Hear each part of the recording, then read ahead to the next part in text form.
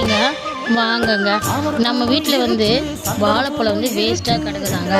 அப்போது இந்த மாதிரி டேஸ்ட்டான முறையில், சுவையான முறையில் வீட்டிலேயே வந்து சூப்பரான வாழைப்பழம் ஸ்மூத், பனானா ஸ்மூத்தாக பண்ண போகிறோம். அதுக்கு தேவையான பொருட்கள் நான் என்னென்ன எடுத்துக்கிறேன்னு பார்த்தீங்கன்னா, 4 வாழைப்பழம் எடுத்துருக்கேங்க. ஹாப்பி பிஸ்கெட் வந்து 3 பாக்கெட், 5 ரூபா பாக்கெட் வாங்கியிருக்கேன். அதுக்கப்புறம் வந்து கொக்கோ பவுடர் கொஞ்சம், சர்க்கரை, அதுக்கப்புறம் வந்து பால், 2 பாதாம் போட்டிருக்கேங்க. சரிங்களா? இப்போ நம்ம எல்லாத்தையும் சேர்த்து மிக்சியில் ஸ்மூத்தாக ஃபஸ்ட்டு வந்து பிஸ்கெட்டு, சர்க்கரை எல்லாத்தையும் போட்டு அரைச்சிக்கோங்க. நெக்ஸ்ட்டு வந்து நீங்கள் என்ன பண்ணீங்கன்னா, பால், வாழைப்பழம் அதை போட்டு நல்லா வந்து ஸ்மூத்தாக அரைச்சி எடுத்துக்கோங்க. அப்படியே வந்து சாக்லேட் நம்ம சாப்பிட பார்த்தீங்களா, அந்தமாரி இருந்தது, சூப்பராக இருந்ததுங்க. நீங்களும் வந்து வீட்டில் இந்தமாரி வாழைப்பழத்தை வேஸ்ட் பண்ணாமல் இந்தமாரி பசங்களுக்கு சூப்பரான டேஸ்ட்டான முறையில் வாழைப்பழம் ஸ்மூத் வந்து செஞ்சு கொடுங்க. ரொம்ப ரொம்ப ரொம்ப நல்லது.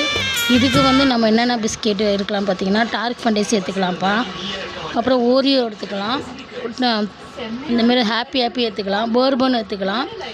இந்தமாரி வந்து சாக்லேட் ஃப்ளேவர் பிஸ்கெட் எடுத்திங்கன்னா ரொம்ப சூப்பராக இருக்குங்க.